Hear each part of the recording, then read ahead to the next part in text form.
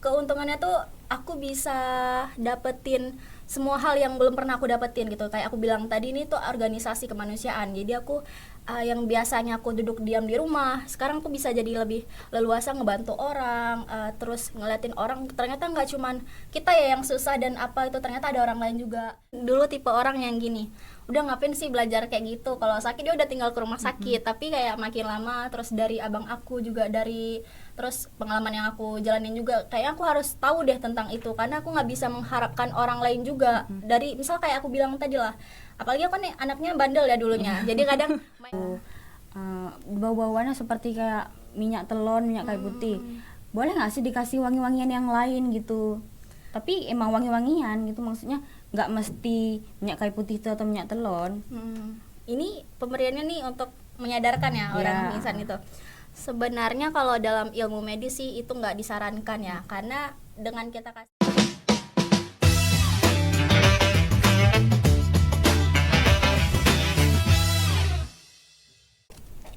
Assalamualaikum, halo guys, kembali lagi di podcast Ruang Cerita, podcastnya mahasiswa.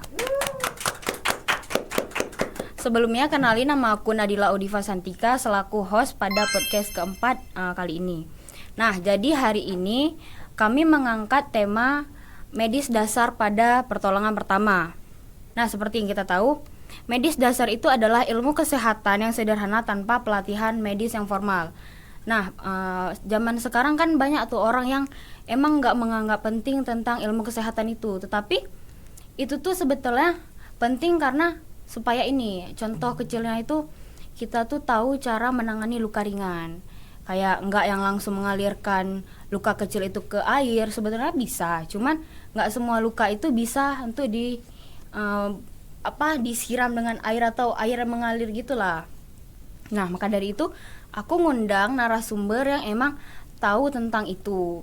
Jadi hari ini aku ngundang narasumber yang paling manis, yang paling kece, dan dia itu juga kebetulan teman aku, yaitu Kak Putri. Halo semuanya, kenalin nama aku Putri Ramadhani, biasa dipanggil Putri. Aku mahasiswi Ilmu Komunikasi angkatan 2022 Universitas Maliku Saleh. Halo Kak Putri. Halo. Kebetulan baju kita matching ya. Sama nih baju kita ya. Udah kemana?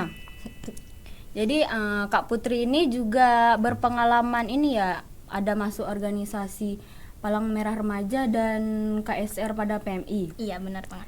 Nah, boleh nggak sih penonton itu tahu tentang apa itu PMR dan apa itu KSR? Oke, jadi sebelumnya PMR dan KSR. Nah, ini dua ini tuh termasuk dalam unit di PMI nih. PMI itu adalah sebuah organisasi di mana dia merupakan organisasi kemanusiaan terbesar dan pertama yang ada di Indonesia. Nah, dalam PMI ini kita tuh bergerak dalam bidang kemanusiaan, yang pasti kita ngebantu satu sama lain gitu. Kemudian dalam PMI juga kita ada unit-unitnya nih, kayak ibaratnya ya kantor lah, ada divisi-divisinya. Jadi kita dalam PM itu ada yang pertama itu ada KSR, itu namanya Korps Sukarelawan. Terus ada yang namanya TSR, Tenaga Sukarelawan. Kemudian ada DDS, Donor Darah Sukarela, dan yang terakhir itu ada PMR gitu, Palang Merah Remaja, di mana itu menaungi anak-anak yang ada di sekolah gitu. Wah, keren kali ya Kak Putri ini. Nah, berhubung Kak Putri ini tahu dan emang ada kan di organisasi itu, nah boleh dong aku nanya-nanya nih seputaran kesehatan atau ilmu kesehatan itu. Boleh. Dan organisasi yang Kak Putri ikuti. Boleh. Ada nggak sih keuntungan bagi Kak Putri setelah Kak Putri masuk ke PMR MAN itu ya, MAN? Iya, sama KSR itu? Ada banyak banget. Jadi kebetulan aku sebelum gabung ke KSR nih, ke PMI Kota Lok Sumawe, aku udah gabung di PMR Madrasah Aliyah Negeri di Kota Lok Sumawe. Nah, jadi gimana ya? Keuntungannya tuh aku bisa dapetin semua hal yang belum pernah aku dapetin gitu. Kayak aku bilang tadi, ini tuh organisasi kemanusiaan. Jadi aku yang biasanya aku duduk diam di rumah, sekarang aku bisa jadi lebih leluasa ngebantu orang, terus ngeliatin orang ternyata nggak cuman kita ya yang susah dan apa itu, ternyata ada orang lain juga. Terus kemudian kita juga jadi tahu ilmu-ilmu tentang ya medis, tentang terutama pertolongan pertama ya, karena aku sendiri juga ngambil spesialisasi pertolongan pertama. Jadi aku banyak banget deh keuntungan yang aku dapetin dari situ. Terus ini kan di PMR-Man sama di KSR itu enggak semuanya hal dipelajari kan, maksudnya enggak yang detail gitu. Nah, Kak Putri untuk belajar emang lebih mendalam tentang ilmu medis itu belajar dari Google atau mungkin ada saudaranya yang anggota kesehatan gitu? Jadi sebelumnya kita kebetulan sama-sama ya Iya. anggota PMR Man gitu kan. Jadi ya sedikit enggaknya kita tahu kan. Untuk tahu tentang medis dasar itu aku sendiri awalnya nggak tahu sih sebelum aku masuk PMR tuh. Tapi aku udah mulai mengerti tentang medis dasar sama gimana tuh pertolongan pertama sebelum aku masuk ke PMR, karena kebetulan abang aku juga anggota dari PMI Kota Loksmawe nih. Jadi terkadang tuh kalau aku luka atau aku sakit, dia tuh ngobatinnya atau nanganinnya tuh sambil bilang, ini lukanya gini nih, harus diobatin, harus gini, harus gitu, nggak boleh gitu, nanti takutnya infeksi atau apa. Jadi dari situ, dari abang aku bilang ke aku juga tahu, oh jadi harus gitu. Nah karena itulah aku lanjutin ke PMR karena kebetulan emang suka aja lihat abang aku, oh keren ya bisa bantuin orang gitu. Wah, keren banget ya. Nah, menurut Kak Putri sendiri nih, medis dasar itu penting nggak sih untuk dipelajari oleh mahasiswa atau semua orang lah? Menurut aku sendiri ya, mahasiswa, terutama kan kita nih banyak mahasiswa rantau ya, anak-anak kos, itu penting banget mempelajari yang namanya medis dasar dan ilmu pertolongan pertama. Kenapa? Karena anak-anak rantau kan udah pasti jauh dari keluarganya nih kan. Jadi sedikit enggaknya dia tahu cara gimana dia handle diri dia sendiri tuh. Kalau misal dia sakit atau luka, dia tahu harus buat gimana. Jadi dengan mereka tahu nih tentang ilmu medis dasar, tentang ilmu pertolongan pertama, jadi mereka jadi percaya diri nih, udah tahu, udah paham apa yang harus mereka lakukan gitu. Nah, kalau misal nih, kan kalau misal medis dasar itu, ilmu medis dasar itu kan penting tuh. Bagaimana sama mahasiswa yang emang ya udah orangnya menyepelekan tentang pelajaran itu, maksudnya kayak alah ilmu kesehatan ngapain pun dibelajar, paling kalau luka sedikit nanti kita siram aja pakai air, atau mungkin malah ada yang emang mereka tuh nggak tahu sama sekali kalau misal harus dialirkan air kan, langsung ke puskesmas. Gimana sih cara kita itu ngasih pemahaman ke mereka untuk mempelajari medis dasar itu? Nah, kayak yang udah aku bilang sebelumnya, kita belajar medis dasar ini salah satunya untuk ningkatin rasa percaya diri kita dan pemahaman kita gimana kita yang ngobatin luka atau mungkin menghindar dari sakit-sakit apapun lah kan. Nah, untuk mahasiswa yang nggak mau belajar atau mungkin dia nggak paham gitu ya, saya sih saranin untuk lebih belajar, karena kayak saya bilang tadi kan, kadang di sini mahasiswa tuh ngekos, jadi ya sedikit enggaknya tahu lah tentang ilmu medis dasar itu atau pertolongan pertama gitu. Tapi kadang gini, seandainya dia nggak paham ini, terus dia sendiri nih di kosan, kalau dia terluka atau apapun, nggak mungkin kan misal langsung cepet sampai ke rumah sakit. Jadi harus ada ya penanganan pertama dulu dari kita tuh supaya nggak terjadi komplikasi lainnya. Nah, kalau misal yang ilmu medis dasar nih, kan tadi Puput bilang dari abangnya ya. Nah, sebelum dari abang nih, ada nggak sih kayak pengetahuan ya emang sebelum dari abang Puput tuh udah tahu sebelum dikasih tahu sama abangnya?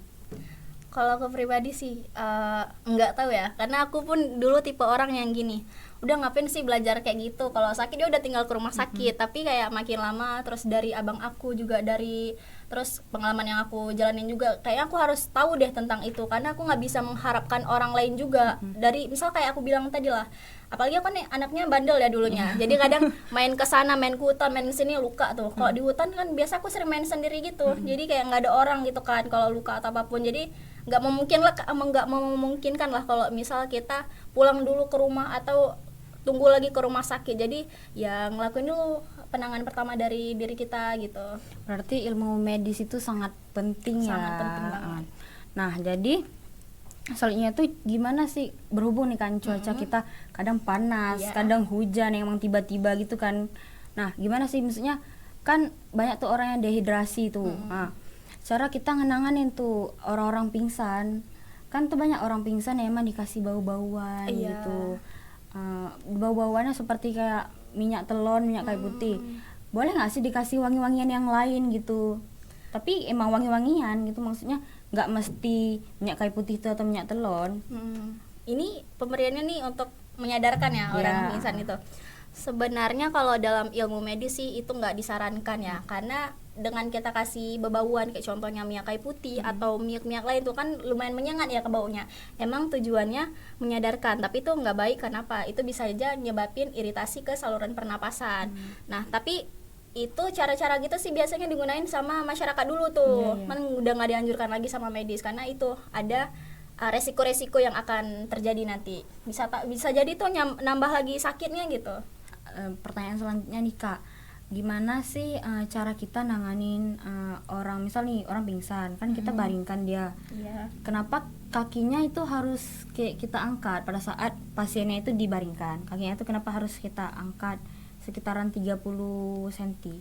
Iya, umumnya ya kalau misal orang pingsan ya, mungkin cuman beberapa orang aja yang ngelakuin ini ya. Kalau orang pingsan pas dia tidur tuh kakinya diangkat tuh lebih tinggi dari kepalanya, jadi kayak posisinya ini tidur kakinya naik gitu kan, itu supaya sirkulasi dan peredaran udara itu cepat menuju ke otak.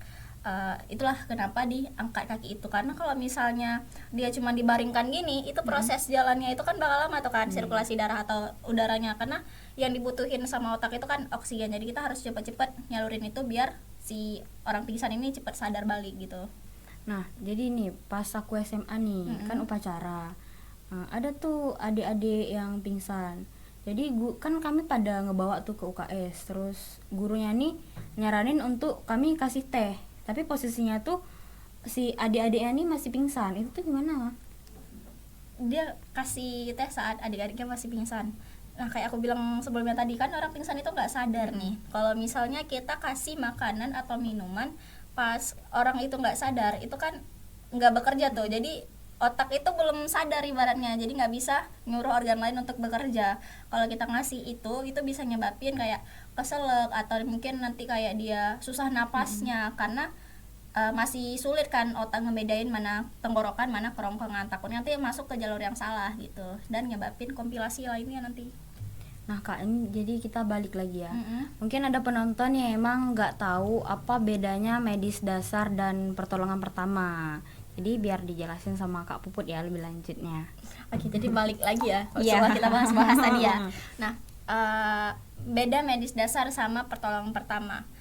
Bedanya itu ya kayak kita tahu lah, medis dasar itu udah pasti ilmunya ya. Medis dasar itu ilmu yang mempelajari tentang ya segala hal-hal medis. Nah, sedangkan pertolongan pertama itu adalah tindakan yang kita lakukan. Jadi itu bedanya. Kalau medis dasar ilmu, kalau pertolongan pertama itu tindakannya gitu. Nah, kalau misal ini contoh di anak kos nih kan, misalnya orang ini kan masak di dapur, motong-motong bawang tuh, tangannya itu keiris. Nah, orang ini tuh cuci tangannya tuh dengan air yang mengalir. Apakah itu termasuk pertolongan pertama? Ya, itu termasuk salah satu pertolongan pertama yang kita lakukan untuk diri kita sendiri. Tapi lebih bagusnya, karena kan itu lagi motong bawang nih kan, belum tentu tangan kita itu udah bersih atau apapun tuh. Jadi yang paling utama kita bersihin dulu tangan kita sebelum kita obatin. Terus kalau emang darahnya banyak, itu kita tekan dulu biar biar berhenti perdarahannya itu. Kalau emang udah berkurang, baru dialirin sama air yang mengalir. Kenapa air mengalir? Karena kalau air yang udah tergenang itu kan bisa aja banyak bakterinya kan, kita nggak tahu, mungkin ada jatuh kotoran apa ke situ. Tapi bisa juga kalau emang nggak seberapa itu langsung kita alirin aja gitu pakai air mengalir. Biasa kalau luka bakar sih itu, kalau misal kena panas atau apa ya, itu aliran aja pakai air mengalir gitu ataupun es gitu. Beda nggak sih kalau misal nih kan dicuci pakai air yang mengalir kayak di keran gitu kan. Kalau misalnya dicuci dengan air mineral gitu loh. Nah, itu tuh gimana? Boleh? Itu boleh, itu nggak apa-apa, karena kan kalau air mineral kayak yang kita tahu memang udah terjaga gitu kan. Ya tertutup lah gitu, jadi itu memungkinkan nggak ada kotoran-kotoran dalam itu ataupun bakteri yang ada, karena kan itu air kita minum juga kan, nggak mungkin ada bakteri atau apapun lainnya dalam itu. Nah terus Kak gini, jadi pas di sekolah aku temanku juga dia mimisan. Nah kan kalau mimisan tuh darahnya tuh mengalir terus kan. Saran dari guruku untuk dielap terus dia didongakkan kayak gitu. Itu tuh cara betulnya itu didongakkan atau emang ya udah diginiin aja lagi biar darahnya tuh makin turun. Biasa sih yang aku lihat ya, kalau orang mimisan itu sering kayak didongak gitu, terus pasti kalau bukan dimasukin tisu atau apapun tuh disumbat ke dalam hidungnya kan. Nah aku juga sering banget tuh nemu orang-orang kayak gitu. Terus pas aku tanya, katanya oh itu dilakuin biar darahnya nggak keluar lagi gitu. Tapi sebenarnya itu cara yang salah. Kenapa? Karena dengan yang kita dongak ini tuh, itu bisa aja darahnya tuh masuk ke kerongkongan. Jadi itu bisa kayak ya jadi lambungnya jadi iritasi atau apapun itu. Jadi cara benernya itu sebenarnya harusnya nih kalau kita mimisan itu badan kita tuh condong ke depan, terus hidung kepala kita juga gitu kayak condong ke depan, terus jepit aja di sini ya, kan di sini ada tulang-tulang gitu kan, di bawah tulang tuh ada yang lunak itu daging kita itu. Nah itu dijepit, itu sekitar 10 menitan nih. Kalau emang gini, udah dijepit 10 menitan, itu bisa aja dikompres pakai es tuh di apa ini namanya? Aku pun lupa, pokoknya di sini ya, di tulang hidung itu kan, biar kayak mencegah hal-hal yang buruk lagi. Terus kalau emang darahnya nggak berhenti sekitar 10 menitan lebih, itu langsung aja bawa ke fasilitas kesehatan gitu untuk ditangani oleh ahlinya. Kalau misalnya kan berarti ini intinya tuh nggak boleh kita dongakkan kan, harus kita biarkan aja dia mengalir. Kalau misalnya udah kita tunggu, kan kata kakak tadi harus dibawa ke medis gitu kan, ke orang yang lebih tahu. Kalau emang ya udah pas dibawa tuh katanya tetep ya udah dicondongkan aja Bu badannya ke depan, tapi darahnya tuh nggak mengalir. Itu tuh ada penyakit khususnya nggak sih Kak? Itu kalau gitu kan itu pasti kalau bukan kita tanganin sendiri, pasti ada orang itu kan yang sebelum dibawa ke fasilitas kesehatan itu pasti kita langsung ditanyain gitu, kenapa ini, dan kita juga harus bilang wah dia mimisan udah 10 menit nggak berhenti makanya dibawa ke sini. Dan itu pun ya pihak kesehatannya juga bakal ngelakuin yang lanjutannya kayak gitu, biar itu nggak kenapa-napa. Jadi nggak bakal sih disuruh condongin lagi, paling mungkin bisa aja disuruh condongin itu biar menghentikan lagi. Dan itu kayak nggak masuk ke penyakit apapun sih, tapi bisa aja jadi mungkin dari genetiknya gitu. Tapi biasa kan kalau misal di puskesmas itu tuh kan dokternya nggak selalu stay di situ. Iya. Pasti ada kan itu kayak perawat atau orang yang jaga IGD lah, mereka tuh malah nyuruh ya udah Bu besok aja balik, atau mungkin nanti malam aja balik, kebetulan dokternya baru datang. Itu tuh kita pulang harus gimana ya kita bilangnya, harus ngikutin dari awal, kayak ya udah kita tutupin darahnya itu lagi atau terus condongin aja gitu sampai habis. Sebenarnya dengan ngebiarin darah mengalir terus menerus itu termasuk bahaya ya, karena itu termasuk ke dalam perdarahan nih.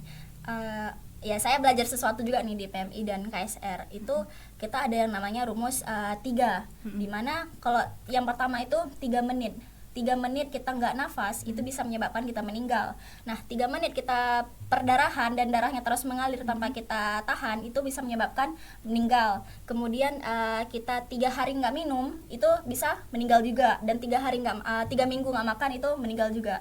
Jadi dengan kita biarin perdarahannya terus menerus, itu bisa aja nyebabin hal-hal yang fatal kan. Apalagi mungkin nggak semua, kita kan nafas melalui hidung nih, karena udah mimisan.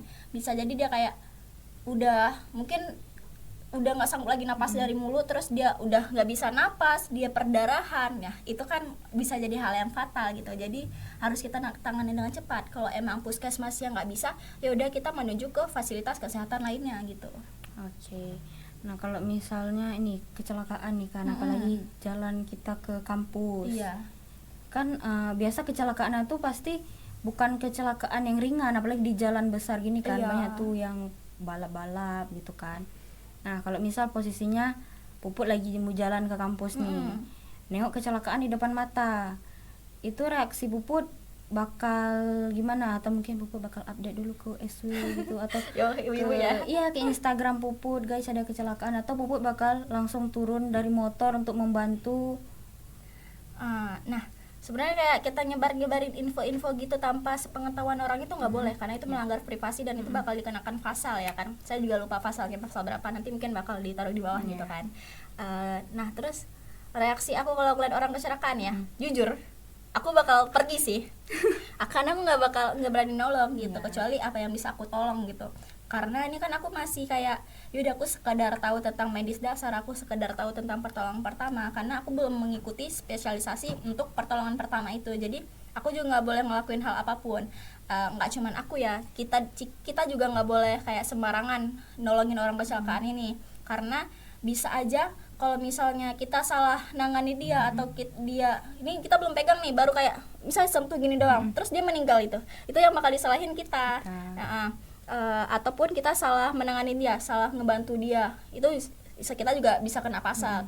Tapi kalau misalnya ya dia nggak apa-apa, selamat, ya alhamdulillah juga kita. Nah, untuk nanti korban itu dibawa ke rumah sakit, itu kita juga akan menjadi penanggung jawabnya. Jadi kayak aku bilang sebelumnya gitu, nanti kita bakal ditanyain, ini orangnya kenapa, kamu ngelakuin apa, kayak gitu. Nah, tapi kalau misal posisinya gini, itu kan udah dikerumunin tuh sama warga. Terus ada salah satu warga tuh yang bilang gini, kok cuma diliatin sih?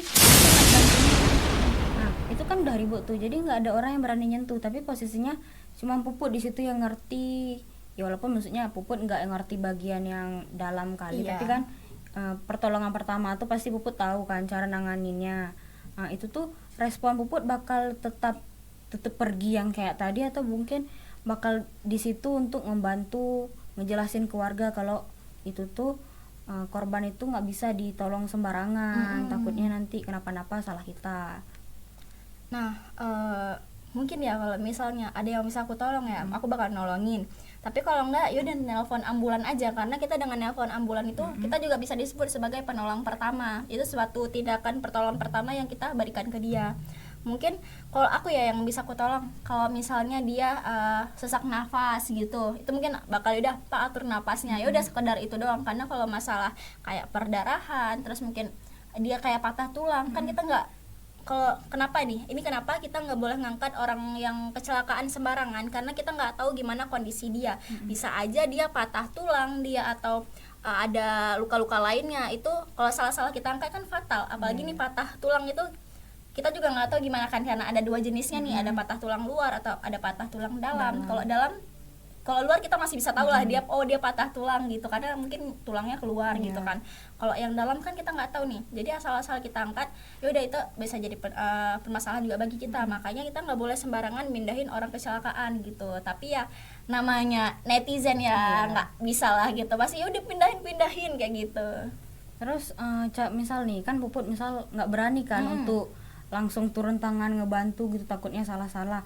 Cara Puput kasih pengertian untuk orang yang bilang kok diliatin aja sih, kok nggak ditolongin. Cara Puput kasih pengertian ke orang tersebut, atau mungkin lingkupnya di situ yang udah ngeliatin Puput sebagai Puput posisinya, oh dia nih ngerti kayaknya, makanya dia ngejawab kayak gitu. Itu gimana sih cara Puput ngasih pengertian ke orang tersebut? Ya bapak aja nolongin kayak gitu. Tapi itu nggak boleh ya, karena sarkas juga tuh. Tapi kayak ya kita mau buat apa juga. Kalau misalnya bapak itu yang bilang itu, ya udah bapak yang nolongin lah gitu. Berarti kalau bapak itu nggak nolongin, dia sadar dong resiko yang terjadi. Jadi ya kita juga sadar resiko yang terjadi. Jadi lebih baik kita nelpon ambulan aja gitu. Nih juga cowok-cowok nih kan biasanya mereka kan main bola, futsal, atau mungkin volley gitu. Nah kan aktivitas kakinya lebih bekerja nih kan. Kalau tiba-tiba nih keseleo, gimana sih cara kita nanganinnya? Kalau keseleo ya pasti kita nggak lanjut main lah kan, berhenti dulu di pinggir lapangan gitu kan. Biasa kalau yang resmi gitu pasti ada tim medisnya ya, mungkin itu bakal dilakuin oleh tim medis. Tapi kalau misalnya nggak ada, yaudah dari kita dulu gimana, itu ya mengurangi aktivitas gerak. Terus kita juga nggak bisa ngelakuin gimana kan, takutnya kalau kita pegang nanti, misal aku nih yang jadi posisi itu, kalau aku yang pegang nanti malah parah gitu kan. Jadi yaudah tunggu aja, minta tolong sama siapa, terus langsung ke rumah sakit atau ya ke tukang urut ya kita biasanya gitu.